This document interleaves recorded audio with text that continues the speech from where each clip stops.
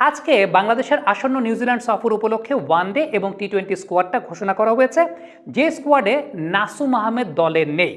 অনেকেই প্রশ্ন করছেন, এটা কি নাসুম আহমেদের পারফরমেন্সের জন্য তিনি দুইটা ফরম্যাটেই দলে নেই, নাকি এর পেছনে অন্য কোনো কারণ আছে? আমি একটু আমার ব্যাখ্যার জায়গাটা দিই ক্রিকেটীয় দৃষ্টিকোণ থেকে। জানিয়েছিল নিউজিল্যান্ড সফরে হাতুড়ুর ভয়ে দলে রাখা হবে না ওই ক্রিকেটারকে। একদিন যেতেই যা সত্য হলো। বৃহস্পতিবার রাতে ঘোষণা করা ওয়ানডে এবং টি-20 স্কোয়াডের কোথাও নেই সেই ক্রিকেটার।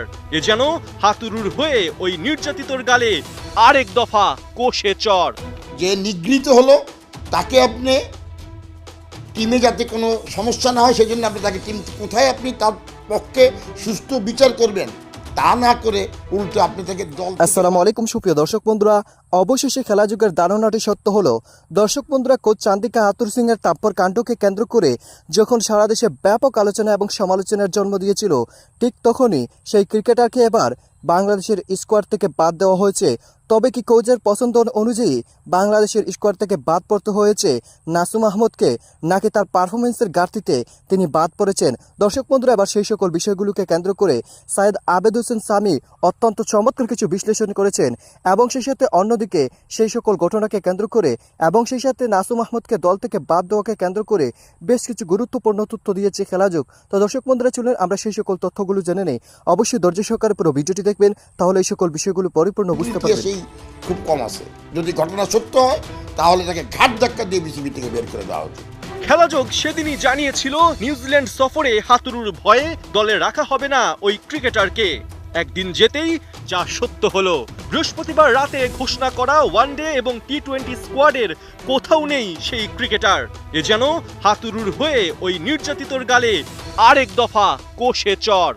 যে নিগৃহীত হলো তাকে আপনি টিমে যাতে কোনো সমস্যা না হয় সেই জন্য আপনি তাকে টিম কোথায় আপনি তার পক্ষে সুস্থ বিচার করবেন, তা না করে উল্টো আপনি তাকে দল থেকে বাদ দেওয়ারই সিদ্ধান্ত নিলেন, যাতে হাতুড়ার সঙ্গে তার কোনো ধরনের কোনো সংঘর্ষ, কোনো দ্বন্দ্বের সৃষ্টি না হয়। এটা তো তার উপরে আরেকটা অবিচার করা হলো। কিন্তু এই বিসিবি তো এমন ছিল না। 2003 বিশ্বকাপ ব্যর্থতায় এই খন্দকার জামিল রায় গঠন করেছিলেন তদন্ত কমিটি, যেখানে নিরপেক্ষ আর সুষ্ঠু তদন্তের স্বার্থে ছিলেন না কোনো বোর্ড কর্তা। যে রিপোর্টের প্রেক্ষিতেই ওই সময় ক্যাপ্টেন্সি হারাতে হয়েছিল খালিদ মাসুদ পাইলটকে।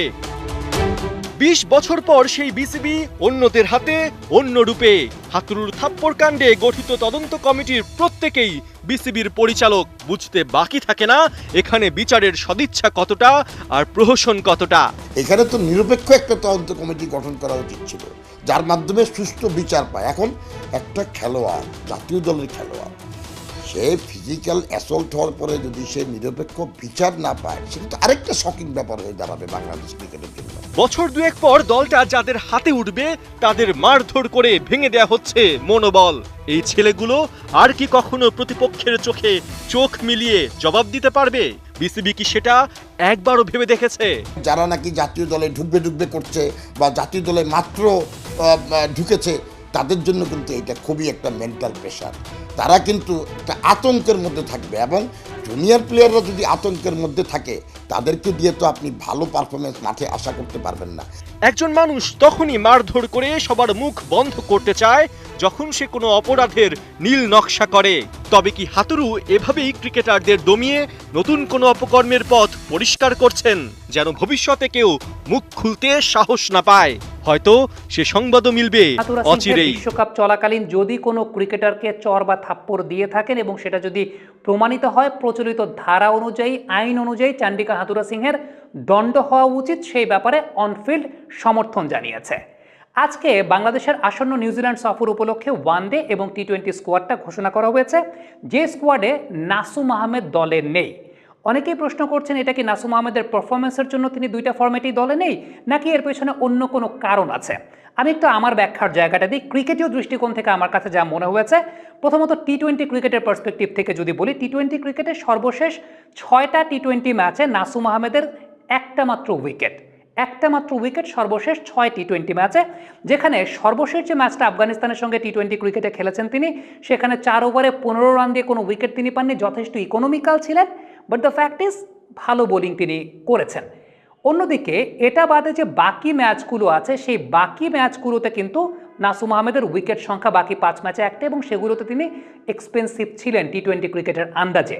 এখন এই জায়গাটা একটা ব্যাপার হতে পারে যে বাংলাদেশ টিম হয়তোবা নতুন কিছু ট্রাই করতে চাচ্ছে এবং সেটা সাধুবাদ জানানোর মতো ব্যাপার এই সেন্সে লেফট আর্ম অর্থোডক্স স্পিনার হিসেবে তানভীর ইসলামকে আবার কল আপ করা হয়েছে। আমার কাছে মনে হয়েছে যে তানভীর ইসলামকে এর আগে যখন কল আপ করা হয়েছিল এবং একটা ম্যাচের পরে যখন তাকে আর কন্টিনিউ করা হয় নাই, এটা তানভীর ইসলামের সঙ্গে এক ধরনের একটা ইনজাস্টিসের ব্যাপার ছিল। কারণ তানভীর ইসলাম কুমিল্লা ভিক্টোরিয়ান্সের হয়ে ব্যাক টু ব্যাক 2টা সিজনে বেশ ভালো পারফর্ম করেছিলেন বিপিএলে এবং সোফার আমাদের বিপিএলে যদি বলি যে কনসিস্টেন্ট ক্রিকেটারদের মধ্যে তানভীর ইসলাম অন্যতম, যার সঙ্গে হয়তো বা স্লাইট ইনজাস্টিস হয়েছে, একটা ম্যাচের পরে তাকে আর ওইভাবে সুযোগ দেওয়া হয় নাই। সো যদি সিলেক্টররা মনে করে থাকেন যে এই পার্টিকুলার টি-20 সিরিজটাতে তানভীর ইসলামকে আবার তারা সুযোগ দিতে চান, ডেফিনেটলি এটা একটা পজিটিভ সাইন। কারণ সর্বশেষ 6টা ম্যাচের পার্সপেক্টিভ থেকে বললাম নাসুমের উইকেট সংখ্যা মাত্র একটা এবং টি-20 ক্রিকেট এমন একটা জায়গা যেখানে আপনার ভ্যারিয়েশন থাকতে হবে। আমার কাছে ভালো লেগেছে একটা বিষয়, লেফট আর্ম স্পিনার রয়েছেন তানভীর ইসলাম, যাকে প্রমাণের সুযোগ দেওয়া উচিত। লেগ স্পিনার নেওয়া হয়েছে রিশাদ হোসাইন, যাকেও প্রমাণের সুযোগ দেওয়া উচিত। ব্যালেন্সটা আনার জন্য মেহেদী হাসান মিরাজ এবং শেখ মেহেদী হাসান রয়েছেন। এই দুজন বোলার এক্সপিরিয়েন্স রয়েছে এবং এক্সপিরিয়েন্স এবং তারুণ্যের কম্বিনেশন আসলে এই টিমটা সেট আপ করা হয়েছে এবং টি-20 ক্রিকেট ছোট্ট সময়ের খেলা, তো আমার কাছে মনে হয় যে এই জায়গাটায় ওই কুইক রেসপন্সটা খুব গুরুত্বপূর্ণ এবং যে কারণে একটা ভ্যারিয়েশন বাংলাদেশ মেনটেন করেছে। So left arm spinner replaced by another left arm spinner, যেই লেফট আর্ম স্পিনার আসলে সর্বশেষ 5-6টা টি-20 ম্যাচে একটা মাত্র উইকেট পেয়েছেন বা খুব বেশি সাফল্য পান নাই। সো এটা একটা বিষয়। নাম্বার 2, ওডিআই ক্রিকেট নিয়ে যদি একটু কথা বলতে চাই, আপনি যদি সর্বশেষ 3টা ম্যাচ বিশ্বকাপে নাসুম আহমেদ খেলেছেন এবং এই 3টা ম্যাচে নাসুম আহমেদের কোনো উইকেট নাই, ইকোনমির দিক থেকে কিন্তু আসলে অনেক হাই। বিশ্বকাপে তিনি কোনো উইকেট পান নাই। প্রথম ম্যাচে 9 ওভার 3 বল করে 60 রান দিয়ে কোনো উইকেট নেই, পরের ম্যাচে 5 ওভার বল করে 27 রান দিয়ে কোনো উইকেট নেই, লাস্ট ম্যাচটা অনেক বেশি এক্সপেন্সিভ, 10 ওভারে 85 রান, কোনো উইকেট নেই। এই বিশ্বকাপটা স্পিনাররা রান ডেফিনেটলি দিয়েছেন, কিন্তু যারা রান দিয়েছেন তারা আবার উইকেট নিয়েছেন। এই জায়গাটায় নাসুম আহমেদের একটা ঝামেলার বিষয় ছিল। এখন আমার প্রশ্নের জায়গাটা হচ্ছে ডেফিনেটলি আপনি ফর্ম ওয়াইজ নাসুমকে বিবেচনা না করতে পারেন। আপনি সেই জায়গাটা ওয়ানডে ক্রিকেটটা হয় কি, ওয়ানডে ক্রিকেটে আপনি খুব বেশি তারুণ্য দিয়ে রিস্ক নিতে পারেন না, কারণ ওয়ানডেটা একটা দীর্ঘ পরিসরের খেলা। এইখানে আপনার এক্সপিরিয়েন্সটা অনেক বেশি মাত্রায় গুরুত্বপূর্ণ অবস্থায় থাকে এবং টি-20 ক্রিকেটে যেরকম অভিজ্ঞতা তারুণ্যের মিশলে আপনি একটা টিম করতে পারেন, ওয়ানডে ক্রিকেটটা হয় কি আপনার অভিজ্ঞতাটাকে বেশি প্রাধান্য দিতে হয়। So if Nasum is not there, why not Taijul Islam? আমার প্রশ্নের জায়গাটা এখানে, যেহেতু লাইন আপে সাকিব আল হাসান নাই।